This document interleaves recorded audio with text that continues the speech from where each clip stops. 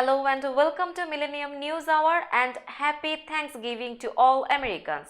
Sending you a warm and heartfelt wishes on behalf of Millennium News 24. I am Tanziba Naurin. In today's bulletin, we will get you detailed news from across the nation and the world. Let's begin with the headlines of the day. New York's annual Thanksgiving Day parade returns without COVID restrictions.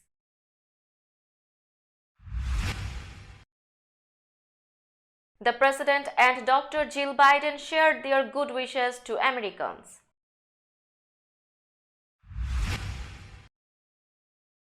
Four Philadelphia teens shot in drive-by near high school.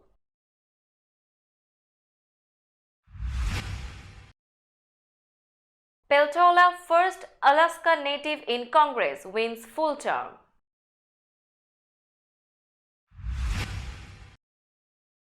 Mike Dunleavy is first Alaska governor re-elected since '98.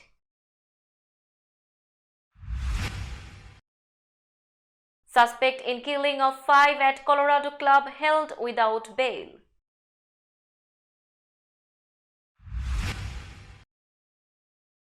Georgia High Court reinstates ban on abortions after 6 weeks.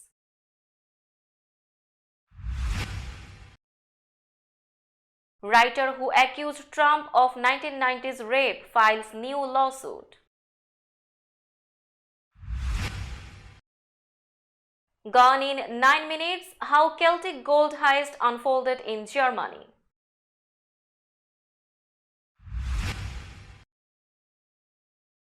Canada paramedic unknowingly treated daughter in fatal crash.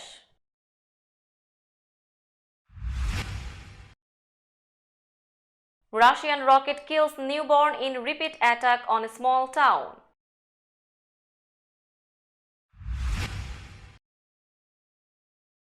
Kim's sister makes insulting threats to Seoul over sanctions.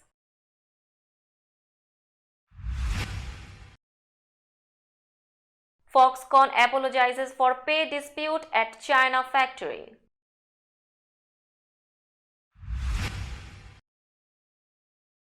Chinese cities impose lockdowns, curbs.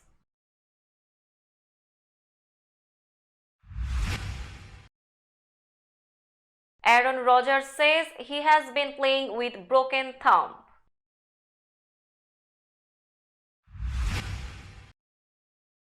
Ronaldo becomes first male player to score at 5 World Cups.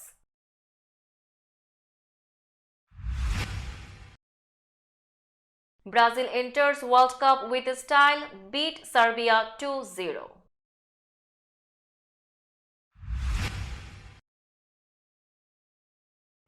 Now news in detail. New York City's annual Thanksgiving Day parade kicks off in front of millions of spectators on Thursday. The parade is back in full swing this year after 2 years of COVID restrictions. The parade followed a 2.5-mile route from the Upper West Side down to 34th Street. Dressed and ready to take flight, Dino and Baby Dino were some of the familiar balloon faces set to glide over the streets. About 3 million people were on the sidelines, watching 8,000 performers officially usher in the holiday season. For many, the fun started Wednesday as crowds gathered all day to watch the balloons inflate. This year there was 16 giant balloons, 28 floats, 40 novelty and heritage inflatables, 12 marching bands, 10 performance groups, 700 clowns and 1 Santa Claus. The New York Police Department boosted security as a precaution for the holiday parade after 2 recent mass shootings just days apart in Virginia and Colorado. But police said there is no known credible threat to the festivities. Some of the big balloons were the Minions, Papa Smurf and Diary of a Wimpy Kid. Performers in the parade included Paula Abdul, The Roots, Jimmy Fallon, Jordan Sparks. Broadway singer Lee Mitchell kicked off the festivities with a performance of Don't Rain on My Parade from her Broadway show Funny Girl.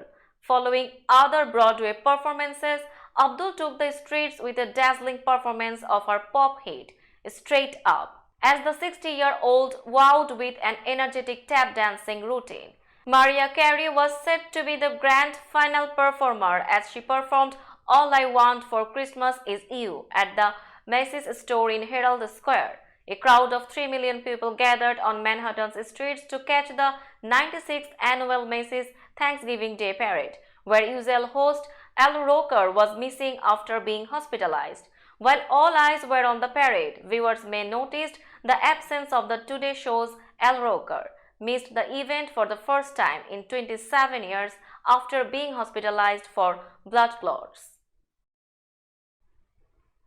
President Biden and First Lady Dr. Jill Biden are feeling grateful this Thanksgiving. On Thursday, the pair called into the Macy's Thanksgiving Day Parade, speaking with co-host Dylan Dreyer to share their good wishes to Americans, especially first responders and Al Roker. I want to say thanks to the firefighters, the police officers, first responders. They never take a break, the president said. And by the way, we are gonna be talking to some of our troops later today, both here and abroad. He added they would be spending some time on the island thanking those first responders here. The Bidens, who traditionally spent Thanksgiving on Nantucket, had a family dinner and a walk on the beach. This is the second year in a row that they made a surprise phone call to parade anchors. Last year, President Biden called his pal Roker during the broadcast. This year, Roker had to miss the 96th annual Macy's Thanksgiving Day Parade after walking the parade route for 27 years because he is recovering from blood clots in his leg and lungs that sent him to the hospital earlier this month. When Dreyer spoke by phone with the President and First Lady this year, the President acknowledged Roker. "We are going to give Al a call to see how he is doing," the President told Dreyer, to which she responded, "Al is doing great." 4 students were injured in an apparent drive-by shooting shortly after their Philadelphia high school let out early for the day late Wednesday morning, a city schools spokesperson said. City police said a 15-year-old girl was shot in the shoulder and thigh. A 15-year-old girl was shot in the shoulder. A 16-year-old boy suffered a graze wound to the face and a gunshot wound to the hand, and a 16-year-old boy was shot in the leg. All 4 were getting hospital treatment and were in stable condition. Police said no arrest has been made and no weapon was recovered. The shooting took place about a block from Overbrook High School in West Philadelphia, where school let out early because of parent-teacher conferences. The district's Deputy Chief of Communications, Monique Braxton, said in a phone interview. Braxton said the district's Office of Schools safely told her the students were at a corner store when the shooting occurred. U.S. Representative Mary Peltola has been elected to a full term in the House, months after the Alaska Democrat won a special election to the seat following the death earlier this year of longtime Republican Representative Don Young. Peltola defeated Republicans Sarah Palin and Nick Begich, as well as Libertarian Chris By in the November 8 election. Results of the ranked choice election were announced Wednesday. Palin and Begich also were candidates in the special election. It's a 2-year contract, Peltola told the Anchorage Daily News after her victory. A 55% to 45% margin over Palin in the final tabulation round was announced. "I will be happy to work for Alaskans again, as long as they will have me."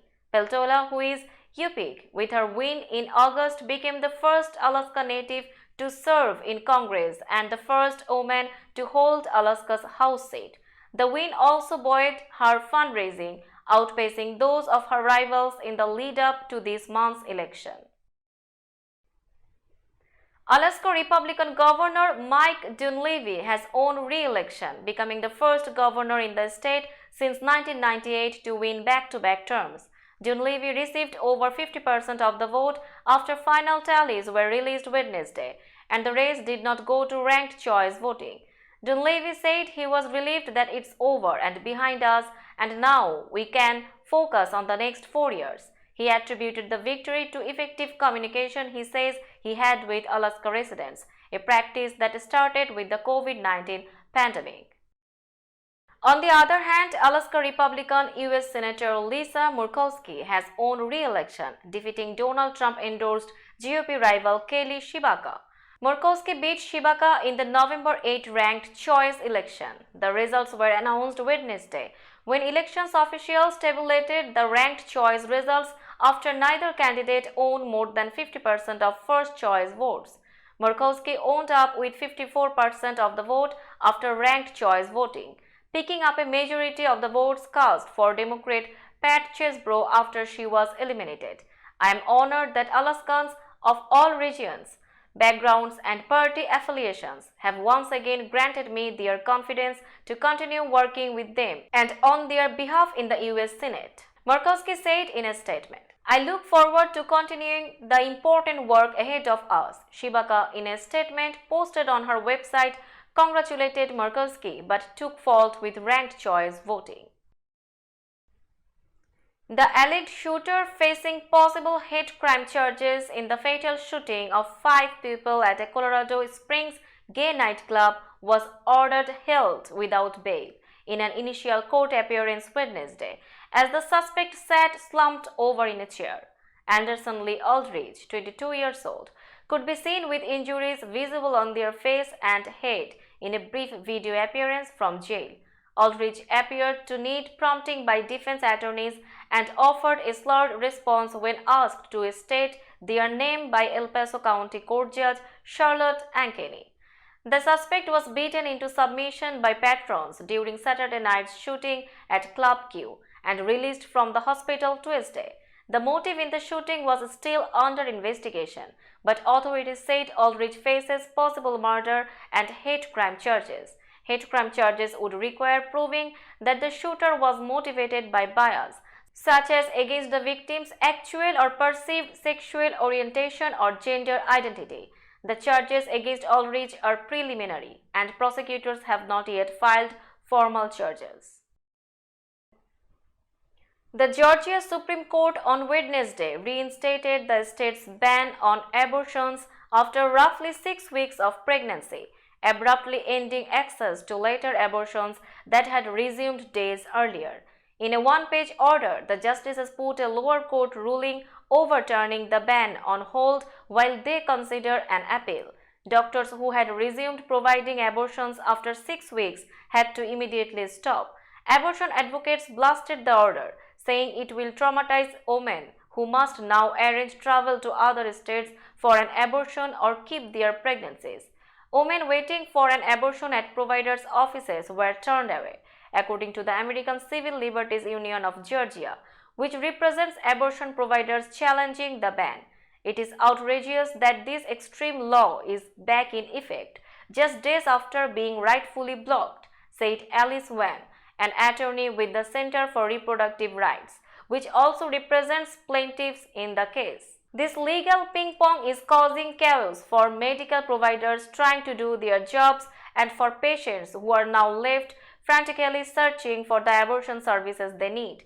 The State Attorney General's office in a court filing said untold numbers of unborn children would suffer the permanent consequences if the state Supreme Court did not issue a stay and halt the November 15 decision by Fulton County Superior Court Judge Robert McBurney. A writer who accused former President Donald Trump of rape filed an upgraded lawsuit against him Thursday in New York, minutes after a new state law took effect allowing victims of sexual violence to sue over attacks that occurred decades ago. E. Jean Carroll's lawyer filed the legal papers electronically as the Adult Survivors Act temporarily lifted the state's usual deadlines for suing over sexual assault. She sought unspecified compensatory and punitive damages for pain and suffering, psychological harms, dignity loss, and reputation damage. Carroll, a longtime advice columnist for LA Magazine, first made the claim in a 2019 book, saying Trump raped her in the dressing room of a Manhattan luxury department store in 1995 or 1996. Trump responded to the book's allegations by saying it could never have happened because Carroll was not my type. His remarks led Carroll to file a defamation lawsuit against him. But that lawsuit has been tied up in appeals courts as judges decide whether he is protected from legal claims for comments made while he was president. Previously, Carroll had been barred by state law from suing over the alleged rape because too many years had passed since the incident. Now it's time for global updates. Thieves who broke into a southern German museum and stole hundreds of ancient gold coins got in and out in 9 minutes without raising the alarm, officials said Wednesday, in a further sign that the heist was the work of organized criminals. Police have launched an international hunt for the thieves and their loot, consisting of 483 Celtic coins and a lump of unworked gold that were discovered during an archaeological dig near the present-day town of Manching in 1999. Guido Limmer, the deputy head of Bavaria's State Criminal Police Office, described how at 1:07 a.m. on Tuesday, cables were cut at a telecoms hub about 1 kilometer from the Celtic and Roman Museum in Manching, knocking out communications networks in the region. Security systems at the museum recorded that a door was pried open at 1:26 a.m. and then how the thieves left again at 1:35 a.m., Limmer said. It was in those 9 minutes that the culprits must have smashed open a display cabinet and scooped out the treasure. Limmer said there were parallels between the heist in Manching and the theft of priceless jewels in Dresden and a large gold coin in Berlin in recent years. Both have been blamed on a Berlin-based crime family. Bavaria's Minister of Science and Arts, Markus Blum, said evidence pointed to the work of professionals. A Canadian paramedic who unknowingly treated her own daughter after a fatal vehicle crash brushed away tears as she remembered a beautiful girl who fought until the end. Jamie Erickson was called to the crash north of Calgary on November 15 and sat with a seriously injured girl who was extricated from the car and taken to hospital, where she died. She was unrecognizable because of injuries. It wasn't until Erickson got home at the end of the day that she was met by Royal Canadian Mounted Police officers who told her the patient was her 17-year-old daughter, Montana. Erickson shared her grief with reporters late Tuesday, describing her daughter as a success at everything she set her mind to, an avid swimmer who had aspirations of becoming a lawyer. Reid said the driver was able to get out of the car, but the female passenger was trapped with serious injuries. Erickson was the first person on the scene. He said Erickson knew the girl was in trouble and sat there until she was extricated and transported to hospital by air ambulance, still unaware of who it was. A Russian rocket struck the maternity wing of a hospital in eastern Ukraine on Wednesday, killing a newborn boy and critically injuring a doctor. The overnight explosion left the small town hospital a crumbled mess of bricks, scattering medical supplies across the small compound. It was the second deadly strike on the small town of Vilniansk in a week, and Mayor Natalia Usienko said she feared it would not be the last. The attack started and the first S-300 rocket hit the road. The second rocket hit this place, the main general hospital, at the maternity wing where people were, she said. One woman gave birth 2 days ago. She delivered a boy. Unfortunately, this rocket took the life of this child, who lived only 2 days. 6 days ago, she said, 11 people died when a Russian rocket hit an apartment building. Municipal workers worked well after sunset to shore up walls at risk of falling, relying on generators for light and to run their power tools. The powerful sister of North Korean leader Kim Jong-un attacked South Korea with a string of insults on Thursday for considering new unilateral sanctions against the North, calling its president and his government idiots and a running wild dog gnawing on a bone given by the US. Kim Yo-jong's diatribe came 2 days after South Korea's foreign ministry said it was considering additional sanctions on North Korea over its recent barrage of missile tests.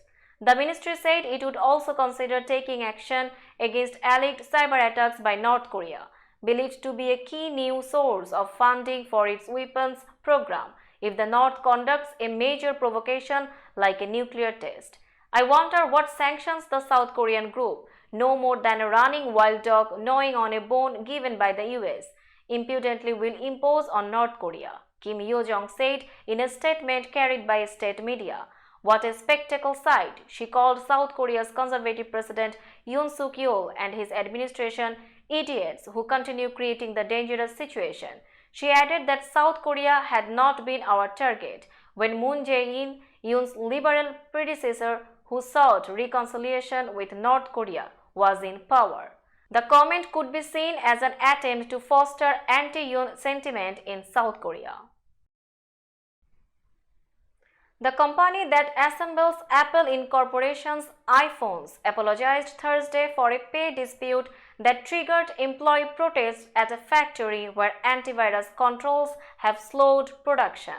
Employees complained Foxconn Technology Group changed the terms of wages offered to attract them to the factory in the central city of Zhengzhou. Foxconn is trying to rebuild the workforce after employees walked out last month over complaints about unsafe conditions. Videos on social media showed police in white protective suits kicking and clubbing workers during the protest that erupted Tuesday and lasted into the next day. Foxconn, the biggest contract assembler of smartphones and other electronics for Apple and other global brands, blamed a technical error in the process of adding new employees and said they would be paid what they were promised. The dispute comes as the ruling Communist Party tries to contain a surge in coronavirus cases without shutting down factories, as it did in 2020 at the start of the pandemic. Its tactics include closed-loop management or having employees live at their workplaces without outside contact. China reported record-high COVID-19 infections on Thursday, with cities nationwide imposing localized lockdowns, mass testing and other curbs that are fueling frustration and darkening the outlook for the world's second-largest economy. The resurgence of infections, nearly 3 years after the pandemic emerged in the central city of Wuhan, cast doubt on investor hopes for China to ease its rigid zero-COVID policy soon.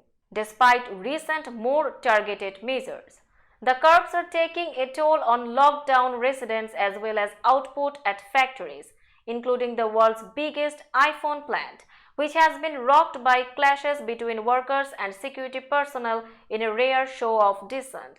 The streets of Chaoyang, the capital's most populous district, have been increasingly empty this week. Wednesday's 31,444 new local COVID-19 infections broke a record set on April 13, when the commercial hub of Shanghai was crippled by a citywide lockdown of its 25 million residents that would last 2 months. This time, however, big outbreaks are numerous and far-flung, with the biggest in the southern city of Guangzhou and southwestern Chongqing, although hundreds of new infections are reported daily in cities such as Chengdu, Jinan, Lanzhou and Xi'an.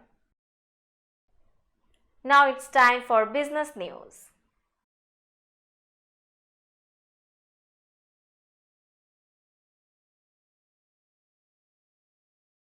Today's New York stock close price is 15,545.52. The NYSE Composite is increased by 63.76 points or 0.41%.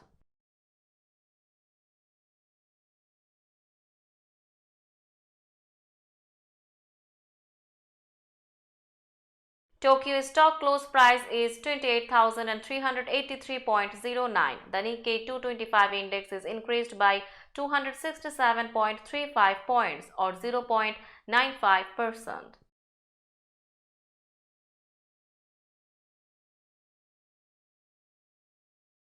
Shanghai stock close price is 3089.3096.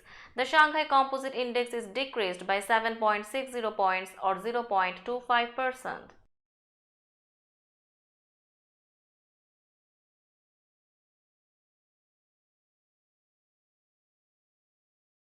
Hong Kong stock close price is 17,660.90. The Hang Seng Index is increased by 137.09 points or 0.78%.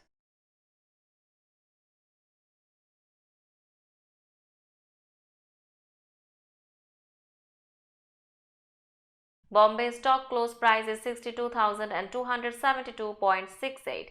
The Sensex index is increased by 762.10 points or 1.24%.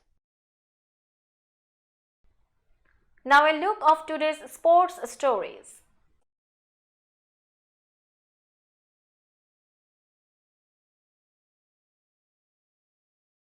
Green Bay Packers quarterback Aaron Rodgers acknowledged Wednesday that he has been playing with a broken right thumb for the past 6 weeks. Rodgers hurt his thumb October 9 during a foiled Hail Mary attempt on the final play of the Packers' 27-22 loss to the New York Giants in London. Although the Packers have listed Rodgers with a thumb injury ever since, the four-time MVP hadn't said publicly that it was broken. "I just know on the flight home I was in some pain," Rodgers said. "Actually didn't even want to get x-rayed because I was still going to play. Didn't matter what the x-ray showed, but they talked me into it." Rodgers says his thumb now feels the best it has since the Giants game. Cristiano Ronaldo became the first male player to score at 5 World Cups with a goal for Portugal against Ghana on Thursday. The 37-year-old striker converted a penalty in the 65th minute to give Portugal a 1-0 lead. He has now scored in every World Cup since his first in 2006, when he converted a penalty against Iran in the group stage. Ronaldo scored one goal at the 2010 World Cup in South Africa, another at the 2014 tournament in Brazil, and four in Russia in 2018. Ronaldo extended his men's record tally of international goals to 118. Brazil forward Marta has scored in 5 Women's World Cups. Now World Cup football match reports. Another favorite team has failed to impress in the early stages of the World Cup. This time it was South Korea holding South American power Uruguay to a 0-0 draw on Thursday, a result that probably favors the Asian team. As Cristiano Ronaldo helps Portugal clinch a 3-2 win over Ghana in their World Cup opener, Portugal moved top of Group H after Uruguay's goalless draw with South Korea. Bril Embolo's goal helps Switzerland beat Cameroon 1-0. Bril Embolo scored the lone goal of the game as Switzerland defeated Cameroon 1-0 in a Group G match between the sides at Al Janoub Stadium, Al Wakra on Thursday. Five-time champions Brazil have announced their arrival in style. They beat Serbia 2-0 to go top of Group G. Richarlison with both the goals in the second half. After failing to break the Serbian defense for more than an hour, Richarlison scored twice in 9 minutes to hand Brazil a comfortable win in the end. Let's have a look on today's weather chart.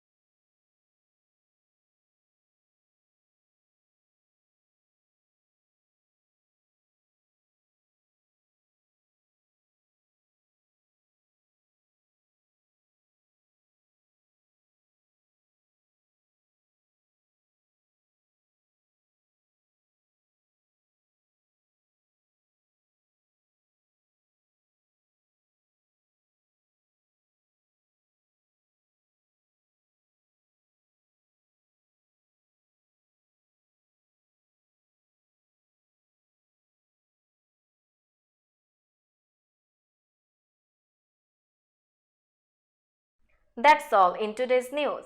Keep watching Millennium News 24 for latest updates. Millennium TV US and Millennium News 24 network is transmitted and available to be watched free for all at TVs such as Sony, Samsung, LG, Roku TV, Amazon TV and Apple TV. And also in all European countries and Australia available with the Sky Network, Worldwide Jadoo TV, Radiant IPTV, Worldwide Jago BT Network and Horizon Satellite globally. Stay connected with us for all types of informative and entertainment program. Again, happy Thanksgiving. Thank you.